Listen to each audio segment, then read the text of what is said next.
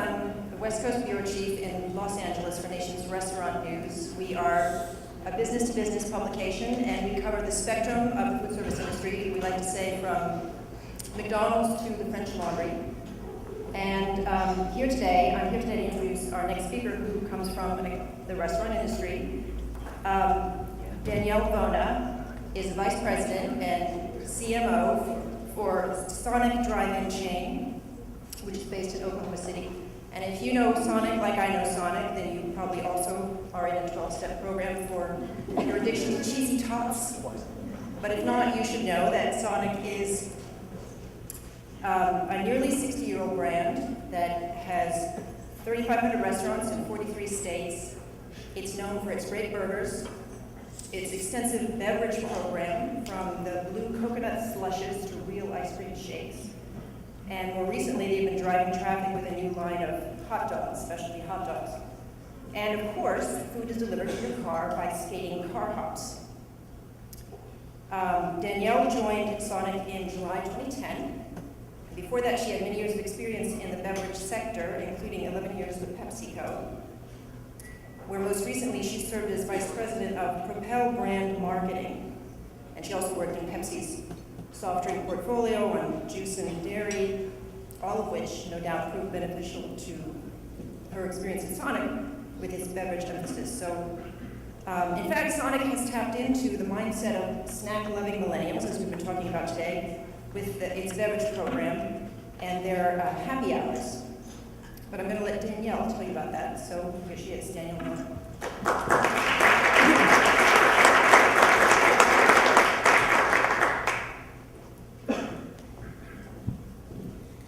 Thank you, Lisa. I'm so happy to be here with you all today. And actually, I would like to do a quick thank you to BCG and SMG Barclay, who have all been really great partners to Sonic, especially Barclay for over 17 years and continues to support our business, SMG, and we recently did a project with BCG as well. So I'm really happy to be here. I thought actually to start, before I go into my presentation, and I kept it short so that we actually could get to questions at the end of this, that I just talk a little bit about the tension of the business in general. So lots of businesses are struggling as the economy hit us a few years ago, and Sonic is no different than a lot of those businesses. And so there's a tension in general with how we think about our business and how we have to approach it. Because there's no question that there's a group of people that are absolutely looking at sales and traffic every day and saying, what are you doing for me right now? Are you bringing people into the store? And it's people internally in corporate, and it's our franchisees and the people out in our system that are in the stores every day. So when we talk about things like how do we build relationships with our customers, how do we target them, how do we talk to them, relationships take time to build. And we have some great relationships, but we want to build more of them. But it's a cycle, and it's an evolution, and it's something you have to spend time doing. So it's not one of those things where I can say, I'm going to do this really great program, and it's going to deliver traffic to you tomorrow, and you're going to all of a sudden have all of these new fans that you didn't have yesterday. It doesn't really work that way. People become fans, and they create attachments to your brand over time. So there is definitely a bit of tension that we work through, and to the extent that we can parallel path building relationships and growing our fan base with how do I get sales and traffic in the stores today is obviously a critical component of the business. So that said, when I came into Sonic about a year ago, and I came in from PepsiCo. Actually, Rudy and I were at PepsiCo at the same time. So we have a lot of the same theories around brand marketing and brand positioning. And you'll probably see things in here that might look familiar to stuff that Rudy talked about. But there were a couple of things that we wanted to do. One was really get super clear on what the brand stands for and what we're all about. Because Sonic means a lot of things to a lot of people. So when you ask consumers, what do you love about our brand? They will tell you, I love the cherry limeades, I love the skating car hops, I love the burgers, I love that I don't have to get out of my car, I can take my time and push the button when I'm ready. They love all these things, but it's like all these different chapters in a book that we didn't really have the title to. So we weren't consistently tying it together in one theme or one umbrella. So we spent a lot of time over the last year thinking about what is the thread that pulls all this fabulous stuff about Sonic together. And one of the things that was so attractive to me as I came to Sonic is that at PepsiCo, and there's nothing wrong with this, so this is not a bad thing, but we spend a lot of time thinking about how do we build a brand to make this product look and feel different than this product. And the products themselves are similar, right? It's water, this water versus that water, and this cola versus that cola, and this lemon lime versus that lemon lime. I mean, that is the reality of that business, and brands make or break whether or not people have an attachment to you and how they attach to you. At Sonic, we have this awesome advantage because there is no one that looks like us. You can't close your eyes and imagine someone else being similar to us. We don't look like McDonald's or Burger King or Wendy's or any of the fast casual restaurants. We are really different, and we have a lot of different aspects to our business. So being able to capture all of that in one unique thought was a critical component. So we broke that down into 3 things. And the 3 things we thought about was who are we talking to? How can we get really super clear on who we're talking to? What are the advantages that we can leverage as a brand? And then how do we tell a compelling story around that? So this presentation is going to focus a lot on who we're talking to, since this is a conference all about millennials. But I think it's going to be helpful for you to have some of this background so that you understand what the brand stands for. Similar to what Rudy talked about earlier, if you can find the intersection between your brand and your consumer, that's where the magic happens. So that's the positioning that we've been talking about, the big idea that we've been talking about. So I'll walk through the presentation and we'll talk about the consumers, and I'll show you a little bit about what the brand stands for and how we actually tied that thread together. So just to start off, Sonic is almost a 60-year-old brand, as Lisa mentioned. And when we were first inspired, we were this very cool, totally new concept. You couldn't go up to drive up and push a button and place an order anywhere else, right? So it was very hip, it was very cool. And when you talk to older consumers that use our brand today, their fondest memories are from back in the day, right? When I was hanging out with my friends at Sonic, and gosh, I remember this and I remember that. Their attachment to our brand is based on their youth, which is sort of interesting and really helped us shape our thinking on how we're going to think about our target consumer. So the evolution of the Sonic brand today, what we did was we went back to what's special about us, what's been special about us over time, and how do we capture that and use that as our targeting tool. So that kind of youthful mindset, that idea that the me that I am when I'm experiencing Sonic is the me that I want to be, right? So it's not necessarily about an age group. It's about how I feel when I'm experiencing the brand and who I want to be when I'm experiencing the brand. And when I'm at Sonic, I want to be younger. I want to be cooler. I want to be edgier. You know, I want to be the me that I can be at Sonic. So it gives us a different framework to talk about the brand, and it also helps us expand our consumer base. So if I go out to the franchisees today and I say, I'm going to focus on millennials. Trust me, it's going to be great.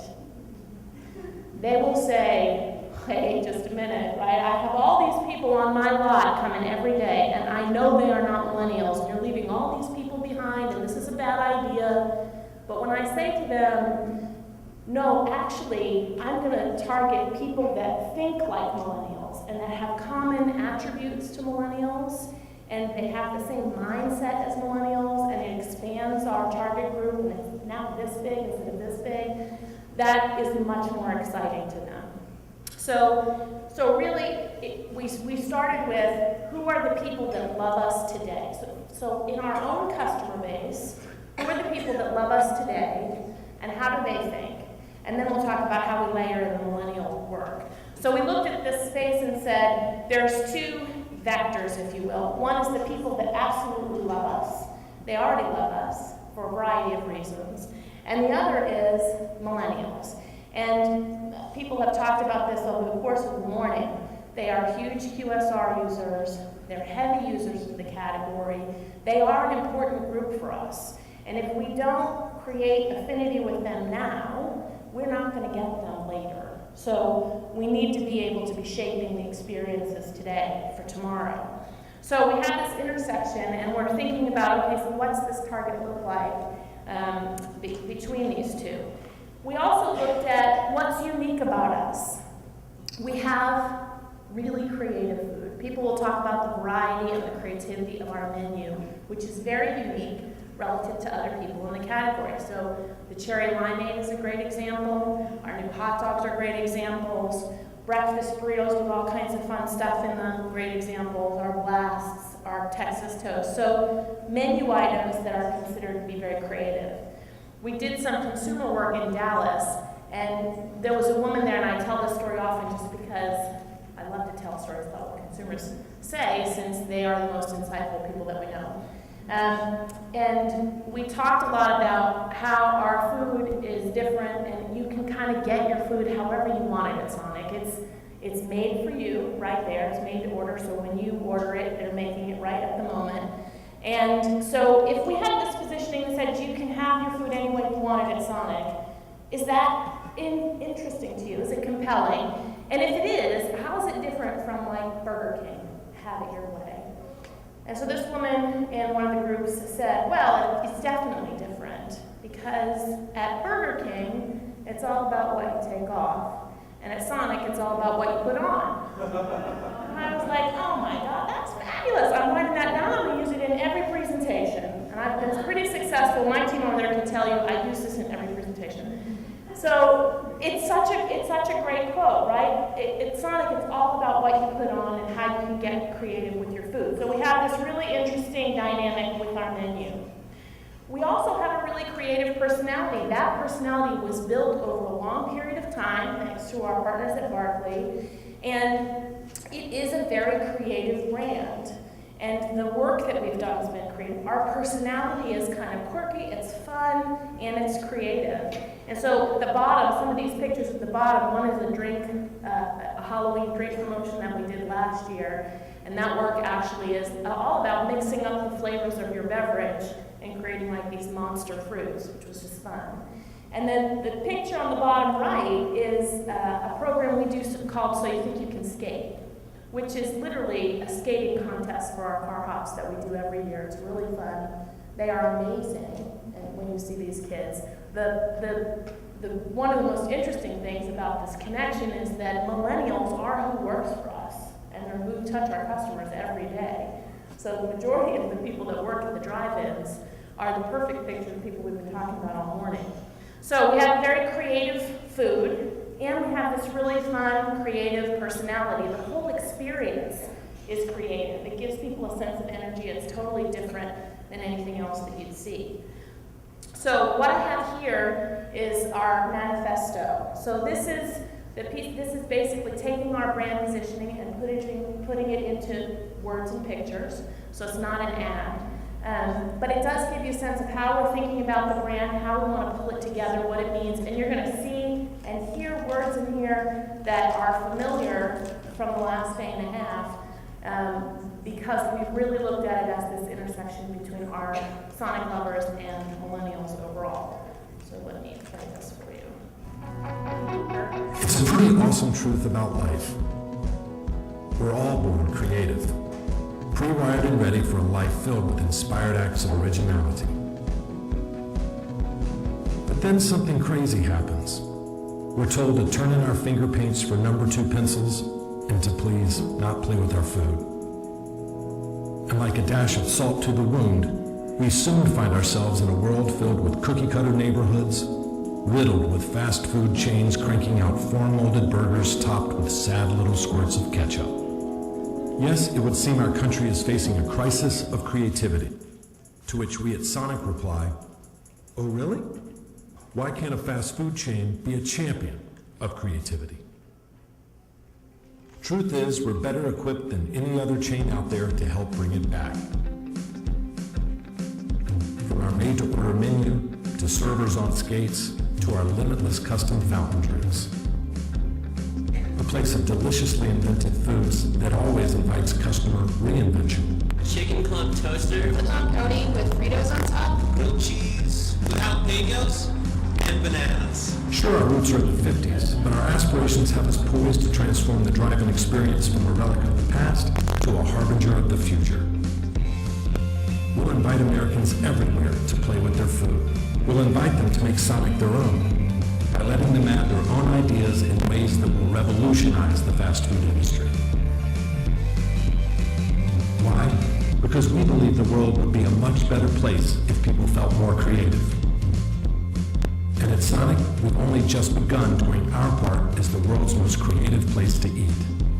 All we need to do is show the world exactly what that means.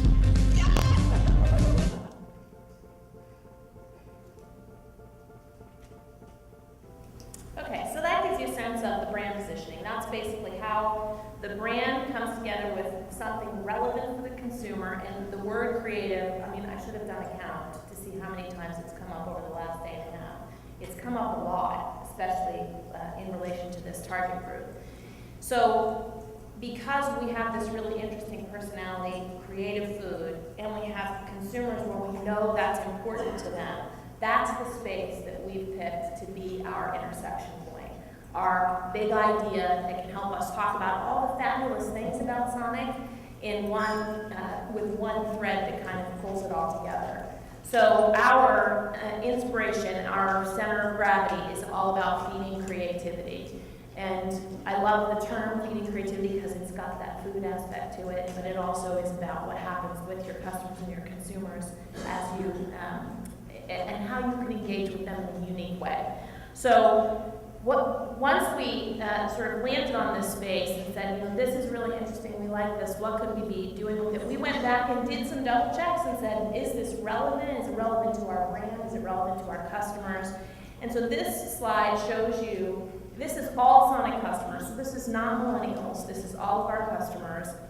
And on the left side, it shows you the index with Sonic, McDonald's customers, and QSR overall. So it was about 900 people in this survey, so it was a good, meaty group of people. And the Sonic people have a 136 index on I feel creative. I feel like I'm a creative person. And what's most fascinating, and we did questions around this in about 10 different ways to try and really make sure we were triangulating. Every time people identified themselves as people that they felt like they were more creative, they were overall happier people. So we have this really fun, cool space where it's creative, and these people are like happy, fun, excited people, which is really cool, especially if you look at it versus our competitors. The way I love to think about brand positioning is, if I can close my eyes and imagine my competitor doing the same thing, it's not right yet. Right? So we have to find our own unique space, our own differentiation. And this is one of those spaces where I can't imagine any of our competitors doing this and it feeling right. It really feels like it's core to the Sonic brand. So we then took that and we created a profile, a consumer profile, that was a psychographic profile versus a demographic profile. And we did some more work to get at that profile so that we would know how to look at a millennial mindset, this cross-section between our lovers and millennials versus just millennials. So one of the other things we saw when we did some of this work is that our heaviest users share the same attributes as millennials. So this is just an example of some of the attributes that we tested, and the numbers are how high above everybody else that was outside of this group the heavy users were. So this space is not only relevant to us, but it's most relevant to our most important customers, right? Our heaviest users. So this was another really important sort of validation. And we also looked at how creative and playful they were overall, and again, you can see really high indices across all of these things. So if we go back and look at what is that intersection, the intersection we're calling, we're still working on the name. Millennial Creatives is not very creative, but so we'll work on that. But it's really a millennial creative mindset. So it's people that look and feel like millennials, and it's the intersection between those people and our Sonic lovers. So it may not be all millennials, but it's going to be millennials that have and share the same attitudes as some of our Sonic lovers. And it tends to be very similar to attributes that you see with millennials every day. What was really demonstrative, and I showed this, we had our convention about a week ago, 2,300 franchisees in the room, and I get the same question from them all the time, because they continue to worry about this being too narrow a target. And so what I showed them here was the millennial creatives are of all ages. So this pie chart is an example of what the age group is for this particular target that we've identified. And so 30% of them are over 55. But they don't act like they're over 55, and they don't feel 55 when they're on our lot. So it's really about creating that mindset.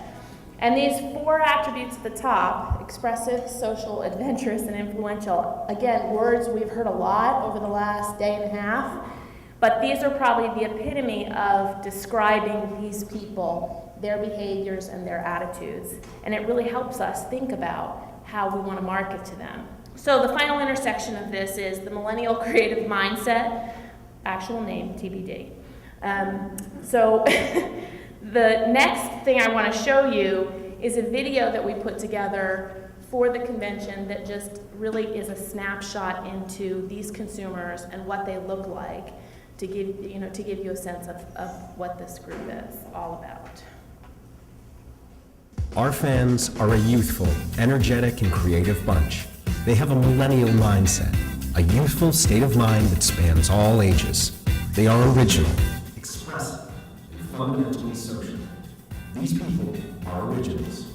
They're adventurous and love to try new things. The same applies to food. The first person to put bananas on a peanut butter sandwich, there's no proof, but you can bet they were one of our fans. They're creative with a little c. They may not all be artists, but they are all imaginative. These people don't plan to keep all that creativity and originality inside.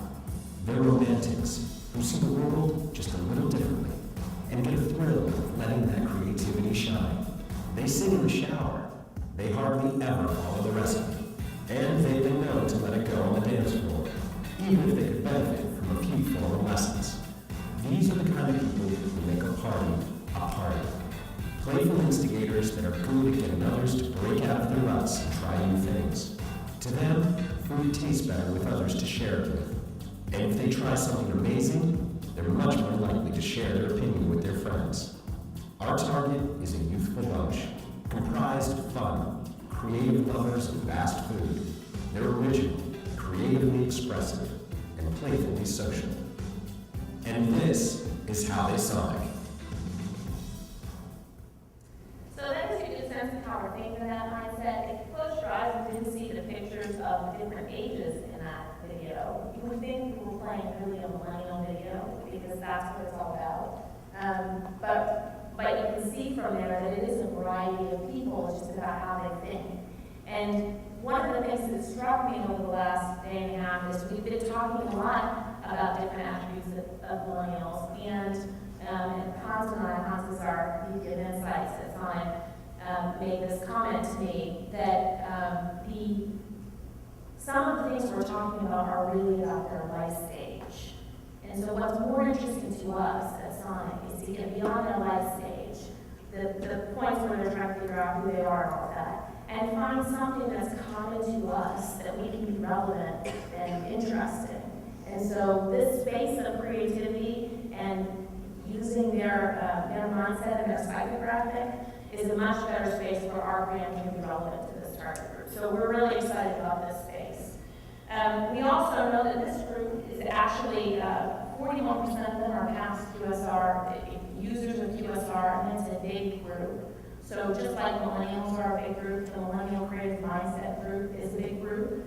And they are much more likely to be heavy users of the category. So the 8% is everyone else, and the 14% is millennial creative mindsets that have used QSR category 5 or more times in the last week. So So this group is much more likely to be a heavy user group. Oops, one moment. Okay. And we also know that they're a heavy user of Sonic. So the bottom, that MCM, is the Millennial Creative Mindset. The yellow bar is everybody else, and you can see how our medium and heavy users really jump up there. So it's a relevant space for us. And they also, these are the attributes we talked about in the video. We know they're creative, they're expressive, they're social, and they like to put their own spin on things. And it's fascinating to me to think about this as it relates to our food, because it's not like you can put your own spin on stuff. You can't do that at McDonald's or Burger King or Wendy's. I mean, you can, but then you have to stand aside and wait. You know, it's not the same as a Sonic experience. So these attributes are relevant to the people, but they're also relevant to the experience that they can get with us. And we know that they are influencers as well. So they like to try new things. You've heard about that over the last few days. This is no different. They like to try new things. They have a contagious kind of enthusiasm about them, and they are definitely influencers in terms of asking for advice. And when we look at what everybody else looks like, there are not these millennial creative mindsets, we get these attributes. Boring, reserved, practical, pragmatic. So that's pretty much McDonald's people. So now, we actually, Anxious also did really well for McDonald's. It's not that maybe about pricing, I don't know. To end this section, and I did intentionally save time for questions, so we should have plenty of time for questions.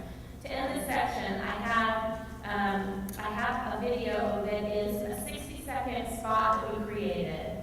So it is more like an ad now. This is more like an ad. Right now, it's just in the online space. And it's intended to demonstrate how we might bring this strategy of getting creative with your food to life. It was inspired by, there's a dream sequence scene in Big Lebowski, if you know that. Which actually is another interesting thing we've learned about millennials and this millennial creative mindset. The fusion between the old and new, which is fabulous for us because we have this kind of 50s thing going on.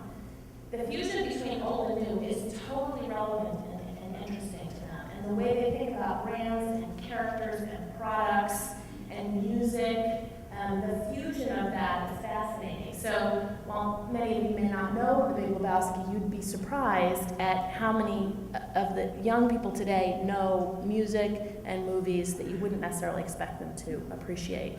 Anyway, so this is a television spot or an online ad, if you will, that kind of brings the strategy to life. So I can get anything on my burger. That's correct, sir. Anything. This is Sonic. Really?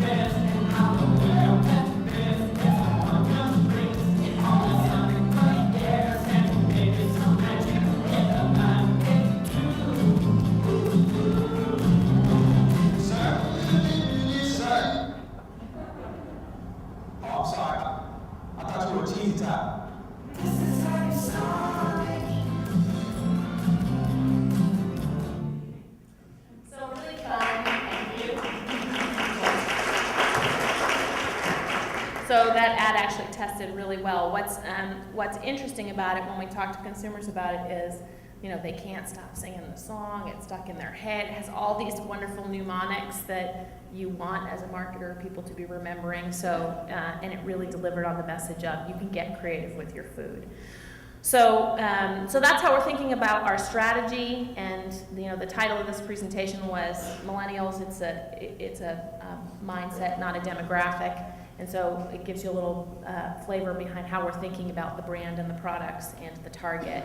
So I think we have a really unique target that we're going after, one that's uniquely ties to our products. You can get creative with your food, and it gives us a uniquely positioned brand space. So that's how we Sonic. So I think we should have plenty of time for questions. I have 23 minutes on the clock. Very good. Lisa Jennings from NRN is going to come back up and ask a couple questions. We actually only have about 5 minutes. But again, everyone here, if you have questions, you can send it directly or through us, and we'll relate it, get you an answer, and you can also ask at the break. I'm just going to start with one because it looks like people already do have questions. So I'm going to ask regarding health as an attribute that millennials seem to be interested in, and perhaps this doesn't come into your intersection, but can you talk about how you've been looking at that on your menu and how? Yeah. So I think, so we actually have recently partnered with the Cooper Clinic to help us with our menu and how we think about health. And we need to do it in, authenticity has been something that's come up a lot over the last day and a half. We need to do it in an authentic way. If Sonic is trying to be healthy, it's going to be weird, to say the least. So it's not that we want to go out there with a health positioning, but we want to have good options, good meal choices for people so that if they want, there's no veto votes. If they want to have something healthier, we have something that that will work for them. So we're thinking more about the menu in terms of balance, and the reality is that the things that we're known for and the things that people love us for are not necessarily the healthy things. So we want to have the right balance of stuff on our menu, and that's how we're thinking about it. I think I saw some hands up already. Is there anybody who wanted to ask? Oh, thanks. I was just really curious how you came up with the actual attribute questions, like the differentiators in your attributes. The ones that I showed that had the pluses next to them. Well, we did two things. One is we had attributes that we had already been tracking as a brand. We have attributes that we looked at when we did the research on how creative are our customers. And then we looked at the things that were actually doing the best, and we're doing reality checks against those. Actually, the next phase that we're doing is a piece of driver's work that will help us understand, of all those attributes, what's the most meaningful things. So our work's not done on that, but that's how we're thinking about it. I guess just it was a more deeply research-oriented question because they're very unusual. They weren't one-word attributes. They were like full statements. Yeah. So I was just really curious how did you, was that through qualitative research or was that from consumers, or how did you find those differentiators? Yeah, we actually wrote them based on the original work. So the original work that we did, and then we came up with these statements that were part of the research that we did with our research team and with the agency. So, and actually, Hans can give you more details on that at lunchtime if you want to go deeper. Other audience questions? Yep. How have you thought of leveraging the creative mindset in terms of promotions or events? I know y'all had the skate off kind of thing, but other ideas like that. Yeah, we had, well, this is where that tension I was mentioning comes in. So we were having, we actually have quite a few things that we've started, things where people can build their own advertising and then we would air it, that kind of stuff, similar to what Rudy shared. And we've had some really good traction on it, but it's hard to show it connecting to the sales for tomorrow. So we're probably going to be doing more parallel pathing of those things while we're doing some more traditional television advertising about our food, and then continuing to find the balance so we can build those fans. But we have create your own ad kind of things and a lot of things about the food in general and how you can get creative with your food. So that's our starting point. Any other questions? Yep. Hi there. I know that you rely heavily on TV. How has that changed, or any of your vehicles switched maybe to more social media now that you've found this target or this mindset? Yeah, we actually, one of the things I was when I was interviewing, I actually thought we didn't have as much of that. I thought we were way more TV focused. And actually, we do have quite a big following on Facebook and Twitter and some of those outlets. I don't think we're doing it perfectly yet, and it's probably not quite as real and authentic as we want it to be. But our Facebook page is really big, and then there's plenty of pages that people have created on our behalf. We have a page that's dedicated just to our ice. Our Facebook page was developed by one of our fans, and now we co-author it with him. So it's kind of a unique way to approach social media. We have a community group at Sonic that has sort of, we do a little divide and conquer thing that, you know, different people on the team have responsibilities different times of the week to be on those sites and talking to our customers. So we do have a lot of things that we're already doing. We still spend a lot of money on television. It's still an important piece for us. We just have to make sure we can keep connecting it back so that it's all one story.